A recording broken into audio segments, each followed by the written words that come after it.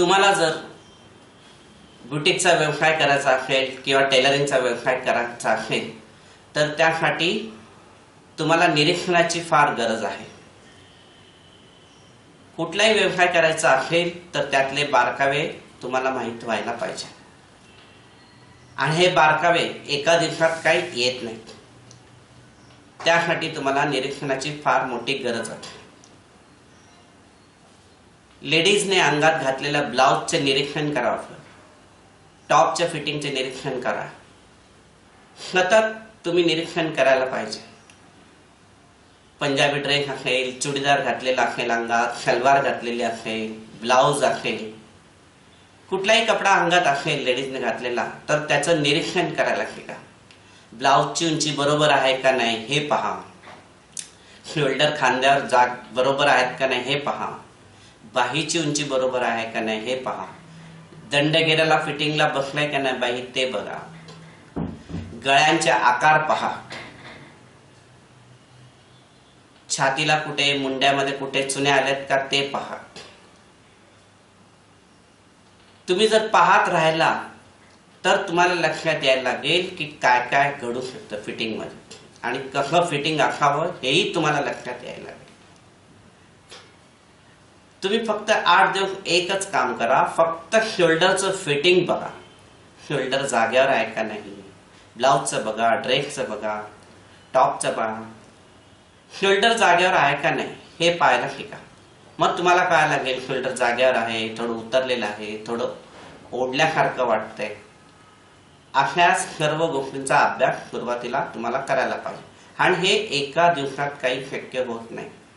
तुम्ही काम करता करता ही निरीक्षणाची तुमची ताकद वाढवा।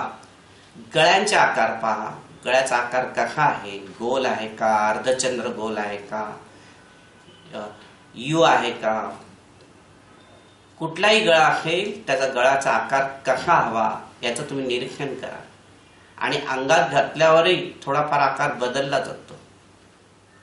तुम्ही कुठलेही कपडे शिवा, गिऱ्हाईकाला दिल्यानंतर त्यांच्या अंगात तो कसा बसला आहे याचा तुम्हाला अभ्यास व्हायलाच पाहिजे।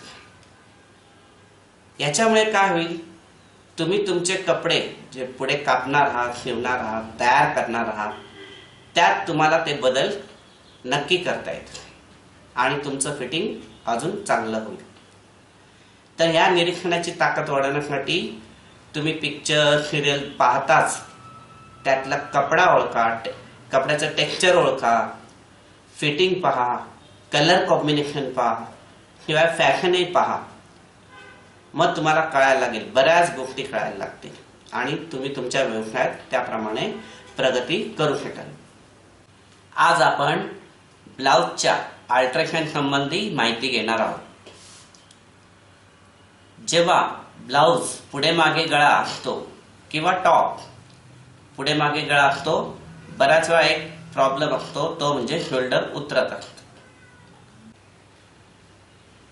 शोल्डर उतरण्याचं मुख्य कारण म्हणजे ज्यावेळी मागे गळा मोठा असतो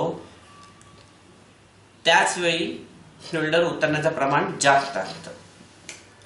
जेव्हा आपण मोठा गळा कापतो ब्लाउजला किंवा ड्रेसला त्यावेळी हे आडवं अंतर वाढलं जातं याप्रमाणे, म्हणून तो ब्लाउज किंवा टॉप छातीमध्ये लूज होतो।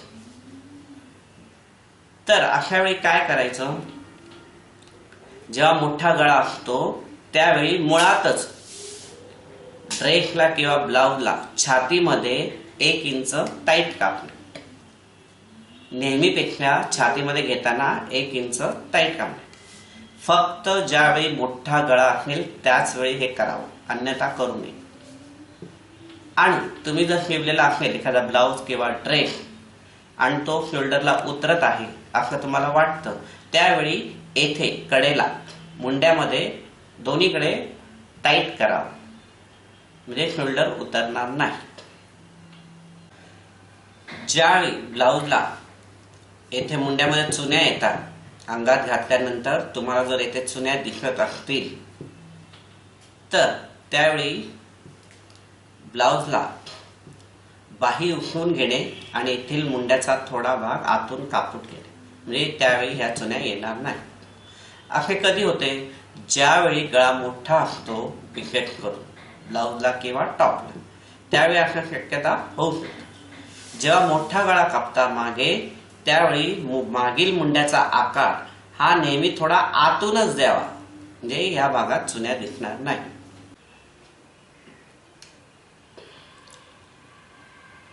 बाहीला फ्रंटला जर येथे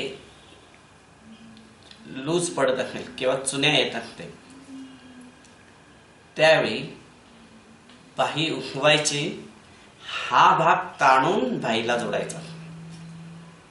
बाह्या लावताना नेहमी बाह्या खाली ठेवणे, हा भाग वर ठेवणे आणि हा मुंड्याचा भाग ताणून लावणे, म्हणजे येथे चुन्या येणार नाही. जर तुमच्या ब्लाउजला इथे चुन्या आलेल्या असेल तर हा गळा पण येथे लूज पडतो. तुम्ही जर बाही लावताना हा भाग ताणून लावला तर गळा पण असा फिट बसणार आहे. तर नेहमी लक्षात ठेवा, बाही लावताना हा भाग ताणून लावायचा आहे, हा भाग ताणून लावा.